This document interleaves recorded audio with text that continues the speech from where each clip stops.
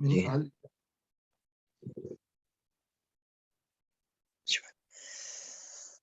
أعوذ بالله من الشيطان الرجيم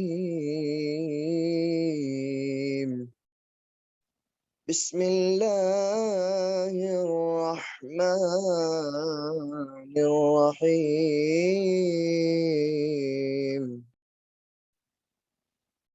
وإذ غدوت من أهلك تبوئ المؤمنين مقاعد للقتال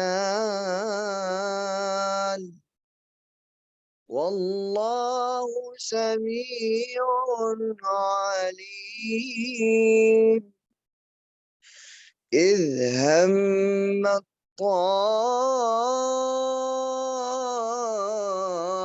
الطائفتان منكم أن تفشلا والله وليهما وعلى الله فليتوكل المؤمنون ولقد نصركم الله ببدر وأنتم أذلة فاتقوا الله لعلكم تشكرون إذ تقول للمؤمنين ألن يكفيكم أن يمدكم ربكم بثلاثة آلاف من الملائكة آلاف من الملائكة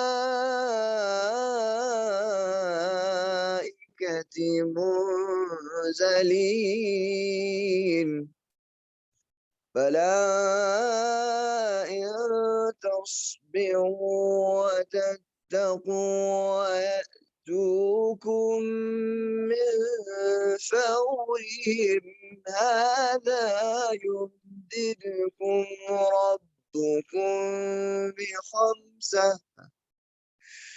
هذا يمددكم ربكم بخمسة آلاف من الملائكة مسومين وما جعله الله إلا بشرى لكم ولتطمئن قلوبكم به وما النصر إلا من عند الله العزيز الحكيم ليقطع طرفا من الذين كفروا أو يكبتهم فينقلبوا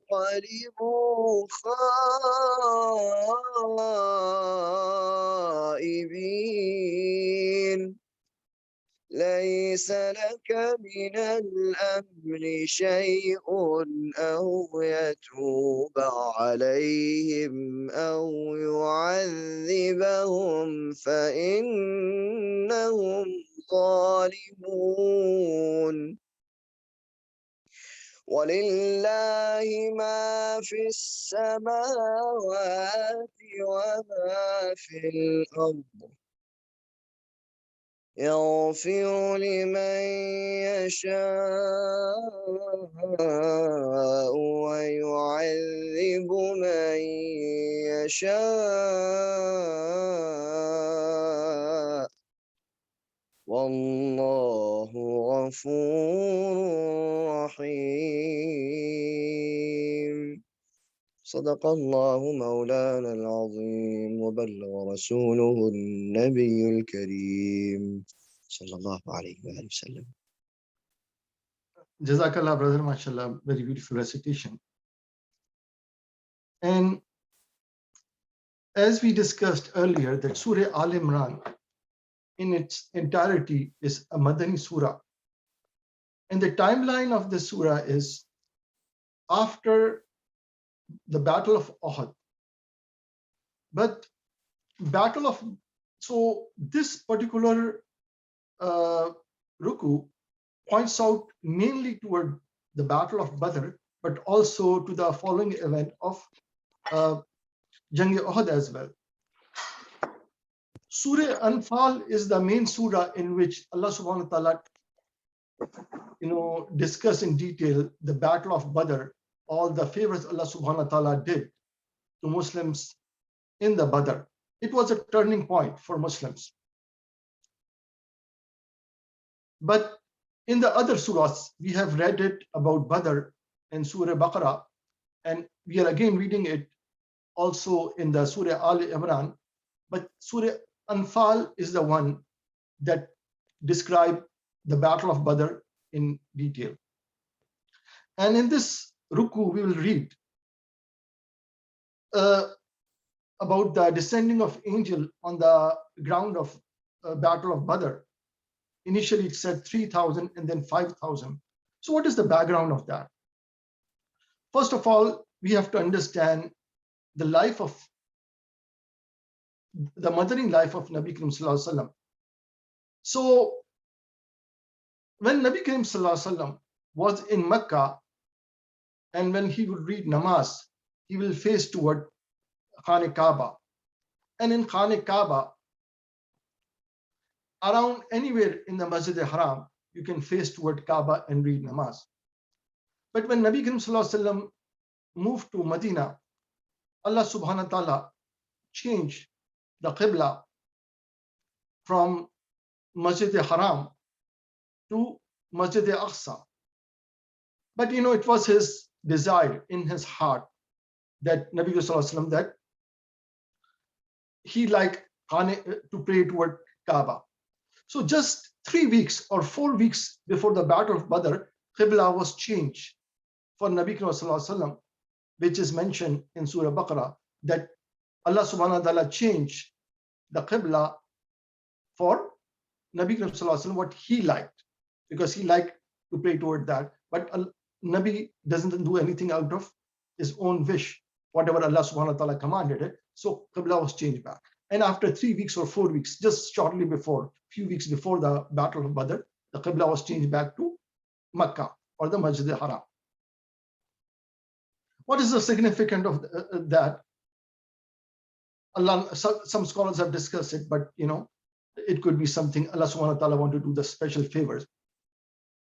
Another important aspect that had come, the second year of Hijrah, in the month of Safar, Allah subhanahu wa ta'ala permitted jihad for Muslims.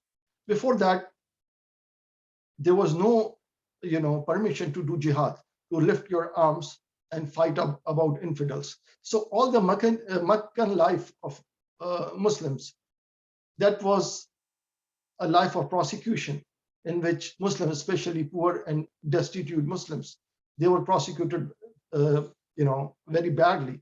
Only the tribal protectionism was the one that was the only protection that Muslims had. But Muslims were not allowed to fight back and raise up arms. But when Nabi Sallallahu Alaihi Wasallam moved to Medina, Quraysh, they were not happy. So all the chief of the Quraysh, they wrote a letter to a prominent Madani leader, who was Abdullah bin Ubay, who was a hypocrite also. So they wrote a letter that you have given us, our enemies, or they use the word Sabi, means the people without religion, a protection in your city. So either you kill them, hand it over to us, or we will attack you and we will kill all your fighters and we will enslave all your women. It was a serious threat to Medina. So when Nabi Sallallahu Alaihi Wasallam heard about that, so Nabi Sallallahu Alaihi Wasallam met the chief of hypocrites, who enjoyed a very good position in Medina, that he said that, would you kill your own children, your own next of kin? Because at that time, most of the people in Medina had converted to Islam. Some had not converted, including Abdullah bin Ubay. At that time, he did not even pretend to accept Islam. He was an open, polytheist. And he realized that time is changing, and Nabi Sallallahu Alaihi Wasallam have brought stability and prosperity to Medina. So when he moved there, so he found a worldly benefit in Nabi Sallallahu Alaihi Wasallam presence. Although Abdullah bin Ubay was a person, he was chosen because people in Medina were tired of civil wars. So they wanted to crown Abdullah bin Ubay as the king of Medina. But when Nabi Sallallahu Alaihi Wasallam came to Medina, and what was long-awaited peace, he was able to establish. He united those two tribes and gave them a new title of Ansar. So in Medina, things were not the best because there were some open, kafirs there who had not accepted Islam. There were some people who had hypocritically accepted Islam because now there was sort of a worldly or political benefit of becoming a Muslim. That was not a case in Makki life. And third one was that Quraysh, they were not happy with that. They were writing threatening letter, and writing letter was a different thing. But there was one person, one of the warrior from Quraysh, Qarz bin Jabir Fahri. He attacked Medina, and where the grazing ground of Ansar was, so he stole a lot of livestock from Ansari Muslims and took it back to Makkah. So that was one thing. And now one thing, the turning point between these threats, this and all that, one incident happened that one of the Ansari chief, his name was Saad bin Maaz. So he was a sort of friend and trading partner with one of the chief of Quraysh, Umayyah bin Khalaf. So whenever Saad bin Maaz will go and visit Makkah, so he will stay at the house of Umayyah bin Khalaf. And when Umayyah bin Khalaf, because he was a trader himself, when he would go and pass through Medina, he will stay in the house of Hazrat Saad bin Maaz. So Saad bin Maaz, on his trade journey, he went to Makkah and stayed at Umayyah bin Khalaf's house. And he asked him that, what is a suitable time to do the tawaf? Because it was customary, even before pre-Islamic, that, people will make a tawaf. It was such a common thing that, when, even before accepting Islam, Hazrat Hamza, he was basically a hunter and lived most of his life in wilderness. Whenever he will come back to Makkah from his hunting expedition, he will first go to Qur'anic Kaaba, do the tawaf, and then go to his home. That was a tradition there.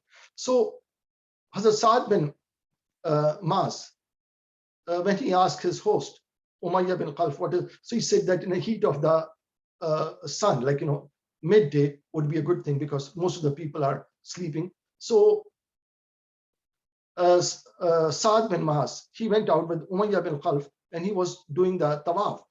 So Abu Jahl walk in to the Masjid al-Haram, and he was curious that who would perform this tawaf in the heat of the day, because mostly people will wait till the day cool down a little bit. So he says, Umayyah, who's this person? So he says he's the chief of Medina, or at that time it was called Yasrib. So this is Saad bin Maaz. So he did not, at that time, probably Abu Jahl did not realize that he has converted to Islam. He said that, you have given the protection to those people, those heretic people, referring to Muslim, that, if you are not in the company or the protection of Umayyah bin Khalaf, I would have killed you. So he got really offended. And Saad bin Maaz said that, okay, if you stop us from performing the Hajj here, we will see how you do the trade through the Medina, because the trade route was something that mostly, as you know, referring back to Surah Quraysh, li أعوذ بالله من الشيطان الرجيم بسم الله لإلاف قريش إيلافهم رحلة الشتاء والصيف فليعبدوا رب هذا البيت الذي أطعمهم من جوع وآمنهم من خوف. So what was the آمنهم من خوف means? That as a custodian of the Khane Kaaba, they enjoy the total protection from all the tribes of Arabia. It was a tribal society in Arabian Peninsula, but Quraysh had a special status because they are being, so all their idols were sitting in Kaaba, so of each tribe. So it was like a sort of things that if you attack our trade caravan, we will smash your idol. So they were holding it. Plus, but they trade from the Yemen to Syria would go through Medina, and between Medina and Mecca was oasis called Badr. Badr was the name of a person who had dug some wells in that area, and that's why it was it was not a big big city or any population there, no bigger population, but people will stop. Those state caravans will stop there. So when they stopped, what had happened that Muslims, when they had left from the Muhajirun, those people who had left Mecca for Medina, they left behind all their properties, because it was Meccans or the Quraysh, they seized all the properties of Nabi Sallallahu Alaihi Wasallam, Hazrat Abu Bakr Siddiq, and they became extremely rich. At one time, Hazrat Abu Bakr Siddiq was a very rich person, very rich merchant, but he almost came penniless to Medina. Same thing happened with Nabi Sallallahu Alaihi Wasallam. All his property, all his wealth was taken over by Quraysh. Now, Quraysh had become extremely rich by stealing and looting the properties of Muslims, and a biggest trade caravan in their recorded history was assembled. Like before a recorded history, the biggest trade caravan would be the caravan of Walid bin Mughira. He was the richest merchant in Mecca, one of the richest merchants, and his trade caravan would consist of 100 camels laden with all the trade goods. But this thing, in the second year of Hijrat, Quraysh assembled a trade caravan that was 1,000 camels strong. And they did not expect anybody to attack it because they enjoyed it. So about 40 people in the guidance of Abu Sufyan was protecting it. So especially the these Orientalists, they have put Mazallah a very negative thing about Muslims and Nabi Sallallahu Alaihi Wasallam, that they were the one who were raiding the trade caravans. But it was an open thing. As I mentioned, that it was a Nabi Sallallahu Alaihi Wasallam wanted to block the trade route, and so was the Ansar, because they had stolen the livestock, and they have wrote the threatening letters to Muslims that if you do not expel Muslims from Medina, we will all come with a full attack. So this was open declaration of war to begin with. So these skirmishes happened, and Muslim, they stopped the long tradition, Quraysh, of Kaaba being the open for all the people, regardless of tribe or all that. This stopped Muslims from performing the Umrah and Hajj. And in the other thing, Muslims try to do the trade blockade. So 1,000 camel strong trade caravan, Abu Sufyan, he led it toward Syria. And Nabi Sallallahu Alaihi Wasallam, at that time, like in the Safar of second Hijri, when jihad was permitted, so these skirmishes started, but no major battle took place till the Battle of Badr, which happened on the 17th of Ramzan.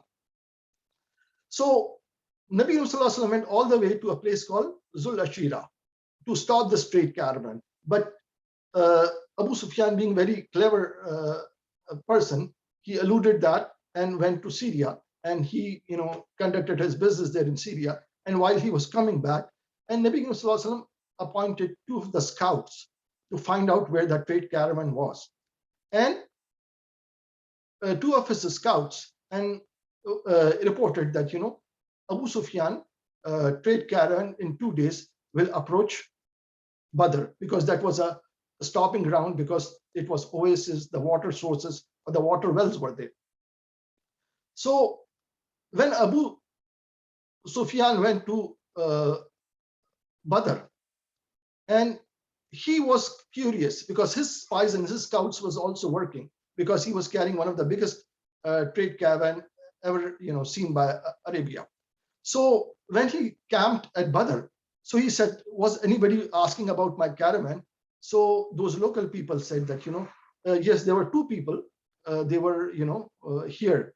So these were the 2 scouts Nabi Sallallahu Alaihi Wasallam had appointed. So he asked Abu Sufyan where they had camped. So they said there. So they went, and he being a book, not only Abu Sufyan was a good tracker and also a very clever person. So he went where the Muslim scouts had camp. He went there and saw some camel dung, and he opened up the camel dung, and he was able to say, oh, these are the cows, these are the camel dung. The camels had eaten the dates from Yasrib. So he became really panicked.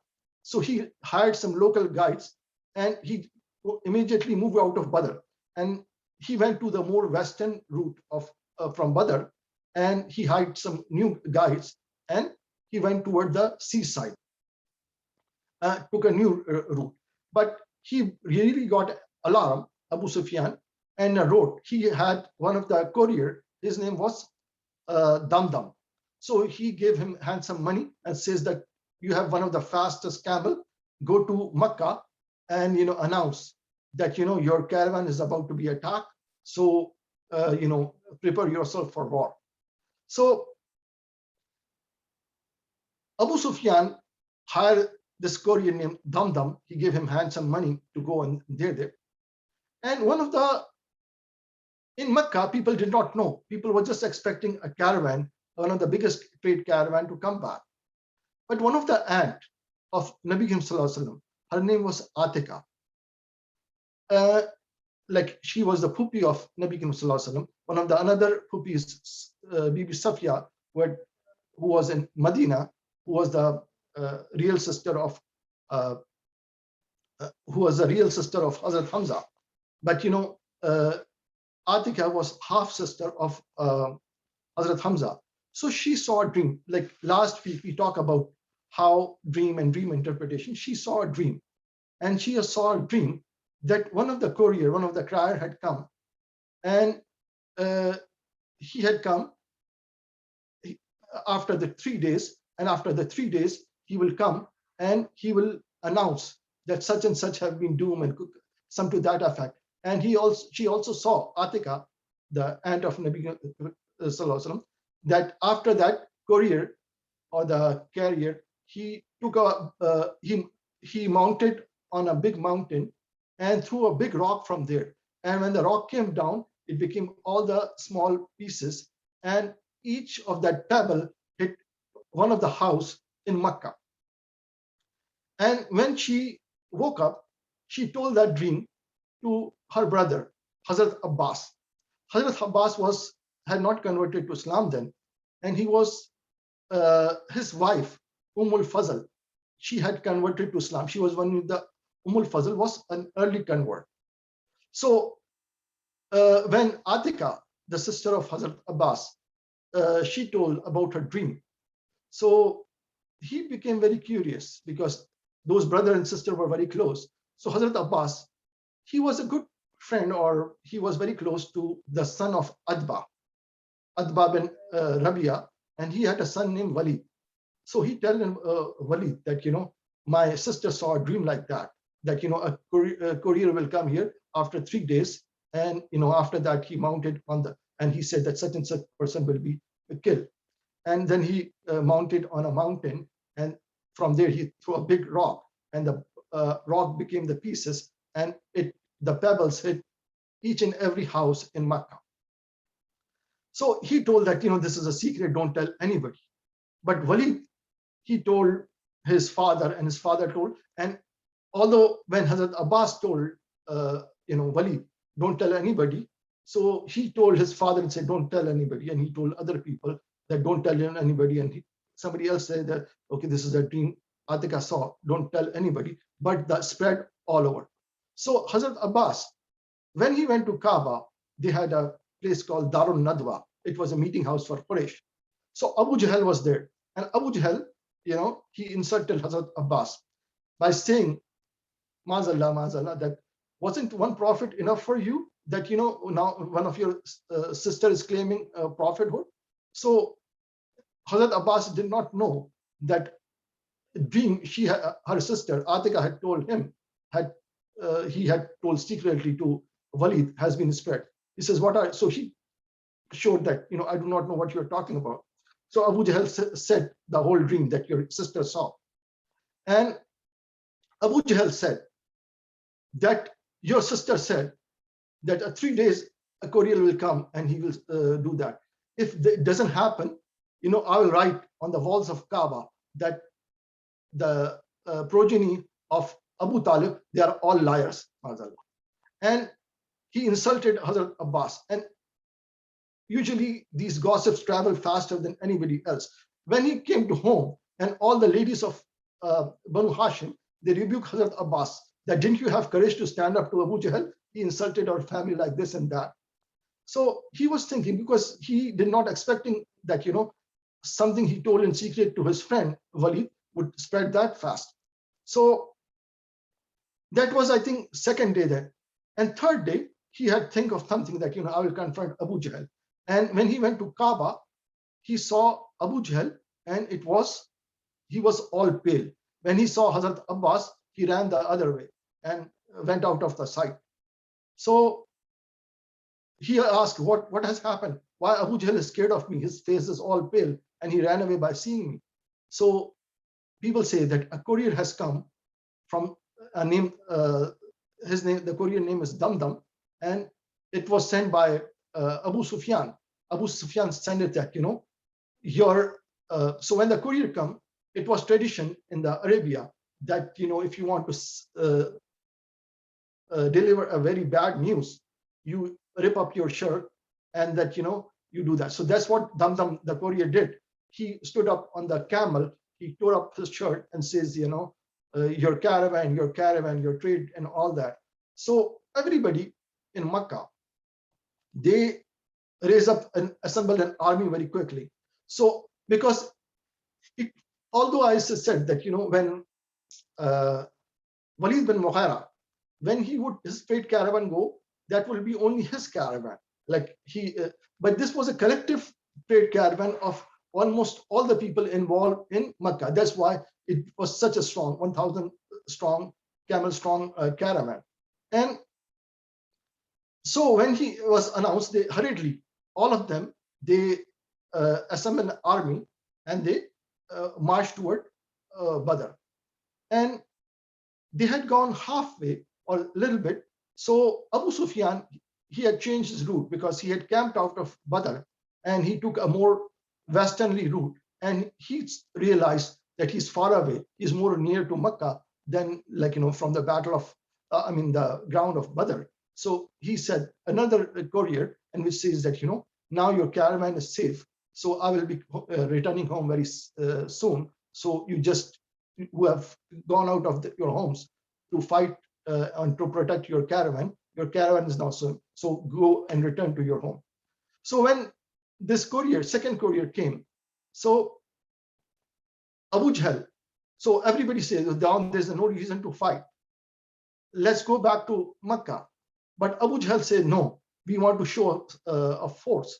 So we will go and fight, go all the way to Badr and show. We will camp there, we will drink, we will have a party, we will have singing and dancing, event. So this way, our show of strength will, everybody in Arabia will be scared of Quraysh after that. So, but because the second courier come and deliver the message. So the two of the sub-clans of Quraysh, Banu Zuhra and Banu Adi. Banu Adi was the clan of Hazrat Umar Farooq. Banu Zuhra was the clan of Nabi Sallallahu Alaihi Wasallam mother's side, Bibi Amna's side. So these two clans, they say there's no need to fight. So about 1,300 people had left Mecca, but when they got this news that their caravan is safe, so these two tribes, sub-tribes of Quraysh, they went back. And now 1,000, they marched all the way toward Badr. And on the other side, when Nabi Karim Sallallahu Alaihi Wasallam, his scouts had told him that, so Abu Sufyan will be camping in Badr. And so he hurriedly announced that whoever wants to come immediately. So some Ansari Sahabi, they said that, we have our camel on the other side of Medina. Just give us some time, we will go. So Nabi Karim said, no, only those people who are ready to march will march with us. So hurriedly, about 313 people, they assembled, and there was shortage. There were only 2 horses, because their main intention was to stop the trade caravan. But they were not prepared to fight a full-scale battle. So they had, and that's what they were expecting in Badr. They will, when Abu Sufyan will camp, we will attack and will fight those 40 people.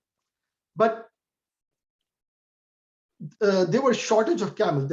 There was such a shortage of camel that 3 people were assigned 1 camel. And even Nabi Sallallahu Alaihi Wasallam, he had to share a camel with 2 of the people. Hazrat Ali was one of them, and there was another Sahabi, Abu Lubaba.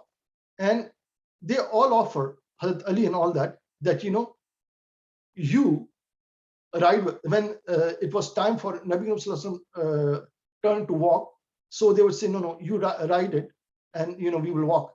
So Hazrat Ali said that, Abu Lubaba said that. So Nabi Sallallahu Alaihi Wasallam said that, he said it in a very beautiful way, that you are not stronger or younger than me, and he said something that ajr and sawa, the reward, I do not need less than you. So something to that effect.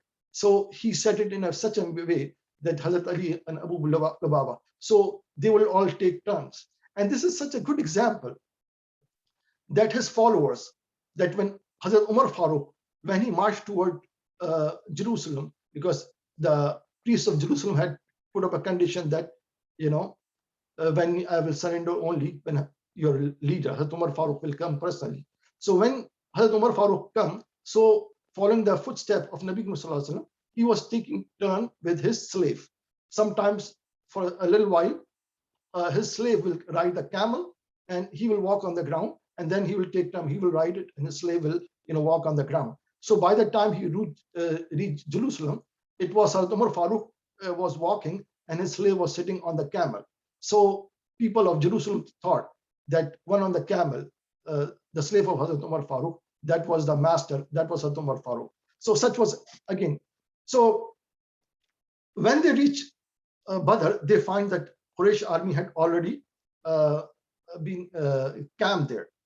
And when Nabi Sallallahu Alaihi Wasallam selected a place, and he camped there, so it was a little bit different, a little bit far from where Quraysh had camped.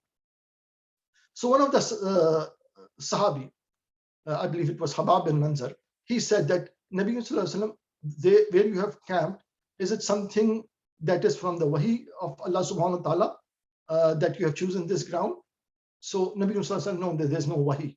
So he said, then my humble advice is that you move forward a little bit.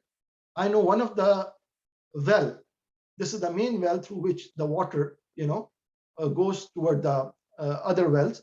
So if you take control of that particular well, you will have a more stable supply of water, and we can, even block that. He knew that well very well. You can block the water to the other wells where the Quraysh had camped. So Jibreel Amin came, and he advised that what this Sahabi Habab bin Manzar is saying is correct advice. So Nabi Sallallahu Alaihi Wasallam moved forward and camped by that particular water well. Now, what had happened, that the main chief of the Quraysh was, Adba bin Rabia. He was selected because his son Walid, who had first heard the dream of Bibi Atika from Hazrat Abbas. And so he wanted to return because he said, Atba, he said that, what will be the purpose of this war? Because their trade caravan was safe. And if we go to the battlefield, and even if we win, what kind of victory will be there? We will be killing our own cousins, our own relatives. So he had a red camel, Atba bin Rabia, and he was going back and forth that, but Abu Jahl wanted this fight. He wanted to, anybody who wanted to avoid this fight, he will, rebuke them as a coward person. So Atba bin Rabia said, okay, I will take all the blame for being coward, but, avoid this. Because his own son, like one of the son was Walid, who was with him, but one of his son, Huzaifa, he had converted to Islam and he was with Nabi Sallallahu Alaihi Wasallam. Hazrat Abbas was on the Quraysh side, but his own brother, Hazrat Hamza, was on Muslim side. And Hazrat Ali was with Nabi Sallallahu Alaihi Wasallam, but his own brother, Aqil, was on the Quraysh side. So, as I said, Atba was there, and Hazrat Abu Bakr Siddiq was fighting on this side, and his own son was on the Quraysh side. So it was their own blood relative, one on this camp and one on that camp. So Atba did not want to avoid that. So nephew of Bibi Khatija, his name was Hakim bin Hazam. He went and he was also wanted to avoid the fight. And he said to Atba, because I was just describing after the second year of Hijri in the month of Safar, the skirmishes started. And when the skirmishes started, the first kafir or one first Qurayshi to die was a person named Umar al-Hazrami. Umar al-Hazrami was the first kafir to die because before that there was no permission to fight. So Umar al-Hazrami. So at that time, blood money was a common thing. So Hakim bin Hazam, who was the sort of a nephew of Nabi Sallallahu Alaihi Wasallam, because he was Hakim bin Hazam was the Bibi Khadija's sister's son. So Nabi Sallallahu Alaihi Wasallam was his qalu. So he wanted a white. He later on, Hakim bin Hazam accepted Islam. He was, by the way, also owner. He had inherited the very building which is called Darul Nadwa, where Quraysh used to convene the meeting. So he went to Atba and said that, why don't you pay the blood money to the Umar al-Hazrami's family? This way, this whole bloodshed will be avoided. So Atba, he already wanted that. So he went and said, okay, go give the message to Abu Jahl. So Hakim bin Hazam, he went and gave the message. So Abu Jahl, he wanted this fight at all the time. So he started again saying that, I understand he's showing the cowardness. And why he's showing the cowardness? Because his own son is on the other side. He was referring to Hazrat Huzaifa. So what he did, when this message got back from Hakim bin Hazam to Atba, he became also very, charged up, and he says, the battle will show that who's coward. So although he wanted to avoid the war, but the second day, it was Atba, Sheba, and his son Walid. They came out and challenged for Marza, which is individual fight. So anyway, not only that, Abu Jahl, he convinced the brother of Umar al-Hazrami, the person who had died from one of the skirmish, and he said that go, as it was Arabic tradition, tear up your shirt and say wah amra, wah amra. It means they were rebuking. What kind of people are you? You can't avenge me. You're not showing the courage to fight Muslim army. So this way, Abu Jahl managed to beat up the war drums in the Quraysh camp. On the other camp, Nabi Sallallahu Alaihi Wasallam, he had left Medina on the 12th of Ramadan. And by the way, two important events that happened before this battle was two things. First, just about 3 or 4 weeks before this battle, the direction of Qibla was changed from Baitul Maqdis to Mecca. And another thing happened on the second year of Hijrah, in the Shaban, this Ramzan Rozas, or the fasting, was made compulsory. Before that, Nabi Sallallahu Alaihi Wasallam used to fast on the 3 days, 13, 14, and 15. They call Ayam Baz Rozas. But just before the Battle of Badr, this Ramzan Rozas were made compulsory. So that was a second important thing that happened. Nabi Sallallahu Alaihi Wasallam, when he camped, so at night time, like on 12th of Ramzan, he left Medina, and on the 17th, this battle was fought. So at night, 17th, he went out in the night time, and he said, this area, such an kafir will go and fall dead from there. Now, in this film, one of the ayats, that is Allah subhanahu wa ta'ala is mentioning that you is Muhammed ta'ifina minhum an tafshila, that two group of people among your camp were showing lack of courage. Wallahu waliyuhuma, Allah was their helper, and on Allah's Muslim should trust. And Allah subhanahu wa ta'ala, walaqad nasarakumullahu bi badrin wa antum azillah, and Allah subhanahu wa ta'ala help you in the Badr. Fattaqullaha la'allakum tashkurun, and fear Allah, so you became the thankful. And Nabi Sallallahu Alaihi Wasallam, istaqulu lil mu'minina alan yakfiyukum an yumaddukum rabbukum bi salasatin alfa min malaikati munzalin. So Nabi Sallallahu Alaihi Wasallam, now this camp, people were not prepared to fight a war. They did not have proper armor, they did not have proper weapons, because it was not intentional to that. But Allah subhanahu wa ta'ala's will was there. And Nabi Rasulullah, when you're not prepared for war, how would you fight a war? But Nabi Rasulullah says that, don't worry, Allah will send 3,000 angels from the heavens to help you out. And then after that, they initially 3,000 angels descended. And after that, Allah subhanahu wa ta'ala increased it to 5,000. Now, another thing, it is also a mention in the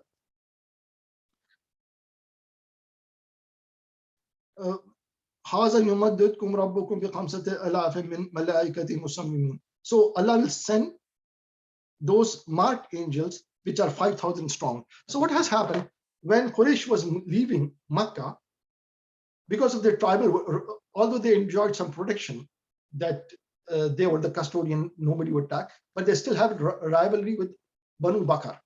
So Banu Bakr, they fear that all of us, all our fighters will leave Makkah, somebody can attack, they can enslave our women and all that. So Shaitan descended. And just like, Allah subhanahu wa ta'ala saying that, Nabi Rasulullah said that angels are going to come and descend. So Shaitan descended, and he became a person, the chieftain, Saraqa bin Malik. So this is the one, he descended and he came as a chief of the the tribe, and say, don't worry, I'm with you.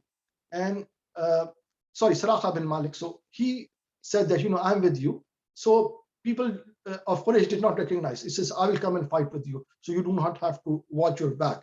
And when he came to Battle of Badr, and he saw the angel descending, and he really Shaitan got scared, and he turned his back and tried to run away. So Quraysh said that, you said you will stay with us, you will fight with us. So he said, no, what I see, you do not see, because he was Shaitan and he could see angels descending. So he turned his back and ran away. So that was a thing.